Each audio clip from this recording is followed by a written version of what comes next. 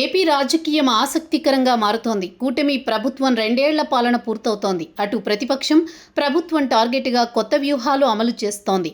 3 పార్టీల మధ్య సమన్వయంపై పార్టీల అధినాయకత్వం ఫోకస్ చేసింది. అందులో భాగంగా క్షేత్రస్థాయి నుంచి వస్తున్న సమాచారంతో అలర్ట్ అయిపోయింది. దీంతో కూటమి నేతలు కీలక భేటీకి నిర్ణయించారు. జిల్లా స్థాయిలోనూ కమిటీ ఏర్పాటు చేస్తున్నారు. ఇక కొత్త నిర్ణయాలతో ముందుకు వెళ్లాలని కూటమి నేతలు డిసైడ్ అయ్యారు. ఏపీలో కూటమి పార్టీల మధ్య సమన్వయం పైన సీఎం చంద్రబాబు ఫోకస్ చేశారు. అందులో భాగంగా deputy CM Pawan, BJP AP అధ్యక్షుడు మాధవ్తో చంద్రబాబు కీలక భేటీ గురువారం జరగనుంది. రాష్ట్రంలో ప్రస్తుతం నెలకొన్న రాజకీయ పరిణామాలతో పాటుగా సర్ ప్రక్రియ పైన చర్చించనున్నారు. తాజాగా టీడీపీ ఎమ్మెల్యేల వర్క్షాప్లో చంద్రబాబు కీలక దిశానిర్దేశం చేశారు.